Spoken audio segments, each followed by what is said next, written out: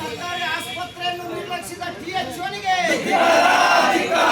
ತಿಂಗಳಾದರೂ ವೈದ್ಯಾಧಿಕಾರಿ ನೇಮಿಸಿದ ಟಿಎಚ್ಒನಿಗೆ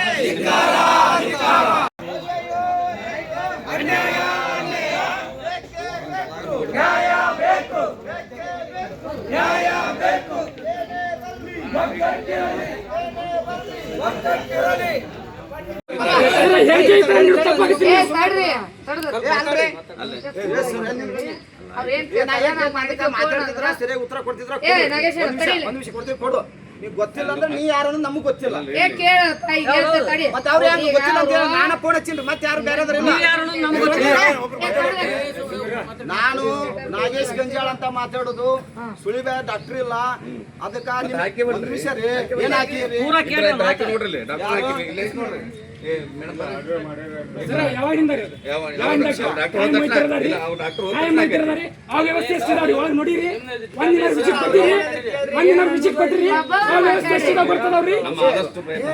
ಆದಷ್ಟು ಪ್ರಯತ್ನ ಎಷ್ಟು ಸಾರಿ ಬಂದೋಗಿರಿ ನೀವು ಜವಾಬ್ದಾರಿ ತಗೊಂಡು ಎಷ್ಟು ಸಾರಿ ಬಂದೋಗಿರಿ ಹೇಳ್ರಿ.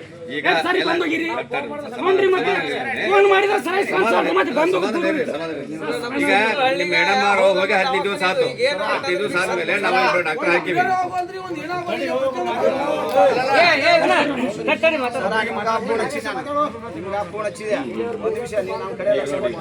ಹೇಳ್ತೀವಿ ನೀ ಎತ್ತಾಗಾರ ನೋಡ್ಕೊಂತ ಎತ್ತಾಗಾರ ಮಾತಾಡಿ ನೀನು ಅವಶ್ಯಕತೆ ನಮಗಿಲ್ಲ. ನಡೆಯಂಗ್ ನಡೀತೈತಿ ನೋಡ್ರಿ. ಏನು ಇದು ಮಾಡಿಲ್ಲ. ಒಂದ್ ನಿಮಿಷ ಕೇಳ್ಬೇಕು. ನಾನು ನಿಮ್ಗೆ ಫೋನ್ ಹಚ್ಚಿದ್ದೆ ಸರ್. ನಾಗೇಶ್ ಗಂಜಾಳ ಅಂತ ಮಾತಾಡೋದು ಸುಳಿಬೆ ಆರೋಗ್ಯ ಕೇಂದ್ರದಾಗ ಇವರು PG ಓದಾಕೈತೆ ಡಾಕ್ಟ್ರಿ ಇಲ್ಲ. ಅದಕ್ಕೆ ನಿಮ್ಮನ್ನ ಜವಾಬ್ದಾರಿ ಇದನ್ನ ತೊಂದ್ರಿ ಇನ್ಚಾರ್ಜ್ ತೊಂದ್ರಿ ತಾವು ಬರ್ಬೇಕು ಅಂತ ಕೇಳಿದಾಗ ನಾ ಬರ್ಬೇಕಲ್ಲಿಲ್ಲ. ನಿಮಗೆ ಬಂದು ನಾ ಬಿಟ್ಟೆ ಆಗ್ಬೇಕು. ನೀವು ಬರ್ಬೇಕಂದಾಗ ನನಗೆ ಬರೋಕ್ಕಾಗಲ್ಲ. ನನಗೆ 10 ದವಾಖಾನೆ ಜವಾಬ್ದಾರಿ ಅದಾವು. ನಾವು ಊಟಿಯಾಗಿದ್ದೀನಿ. ನನ್ನ ಕೈಲೇ ಬರೋಕ್ಕಾಗಲ್ಲ. ನಿಮ್ಗೆ ಏನಾರು ಬೇಕಾದ್ರೆ ನನಗೆ ಇಲ್ಲಿ ಮುಂದೆ ಬಂದಾಗ ಬಿಟ್ಟೆ ಅಲ್ಲಿ ಯಾರು ಅದಾರ ನೋಡು. ಅಲ್ಲಿ ಯಾರ ಇದ್ದಾರೆ ಹೇಳ್ರಿ ಏನು ಕೊಡ್ಬೇಕು ಅನ್ನೋದು ಹೇಳ್ತೀವಿ ಅಂದ್ರು. ನೀವೊಬ್ರು THO ಇಲ್ಲಿ ಯಾರು ಅದಾರ ಅನ್ನೋದು ಗೊತ್ತಿಲ್ಲ. ಇಲ್ಲಿ ಯಾರದಾರ ಅನ್ನೋದು ನಿಮ್ಗೆ ಗೊತ್ತಿಲ್ಲ.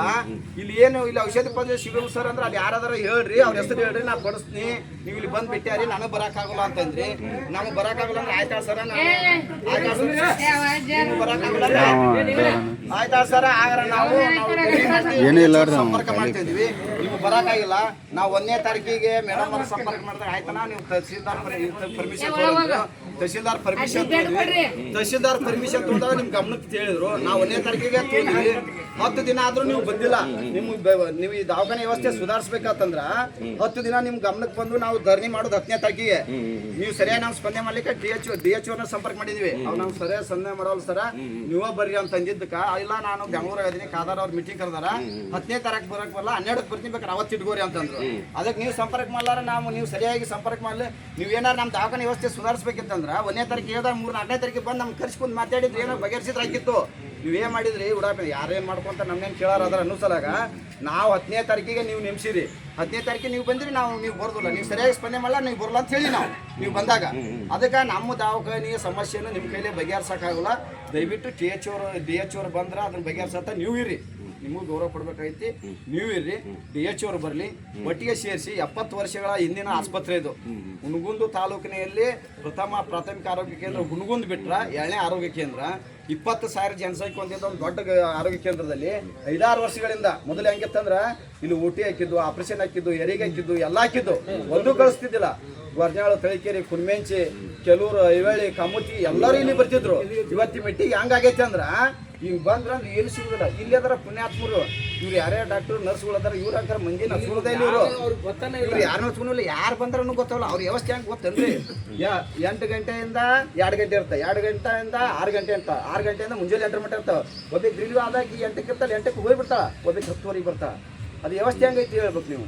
ವ್ಯವಸ್ಥೆ ಹೆಂಗಿರ್ತಾ 8ಕ್ಕೆ ಇವ್ರು ಬಂದು ಜಾಯ್ನ್ ಆಗಿಂದ ಅವ್ರು ಇಲ್ಲಿ ಆಗ್ಬೇಕು. ಯಾರಿಲ್ಲ ಹೇಳ್ತಾರೆ ಏನಾರ ಅಂದ್ರೆ ಇಲ್ಲಿ ನೋಡ್ರಿ ಏನು ಮಾಡ್ಬೇಕು, ಇಲ್ಲಿ ನೋಡ್ರಿ ಏನು ಮಾಡ್ಬೇಕು. ನಮ್ಮ ಕೈಲಿ ಆಗೋದಿಲ್ಲ. ಟ್ರಾನ್ಸ್ಫರ್ ಮಾಡ್ತಿದ್ರೆ ಮಾಡ್ರಿ. ಹಿಂದಕ್ಕೆ ಹೋದಲ್ಲ PG ಓದಕ್ಕೆ ಆಗೋದಿಲ್ಲ. ನಮ್ಮ ಕೈಲೇ ಟ್ರಾನ್ಸ್ಫರ್ ಮಾಡ್ತಿದ್ರೆ ಮಾಡ್ರಿ ಅಂತಿದ್ರ. ಮತ್ತು ಇವೆಲ್ಲ ನಿಮಗೆ ನಿಲ್ಲಿಸೋದು ಆಗತ್ತಂದ್ರೆ ನೀವು ಹೇಳೋದು ಕೇಳ್ತೀವಿ.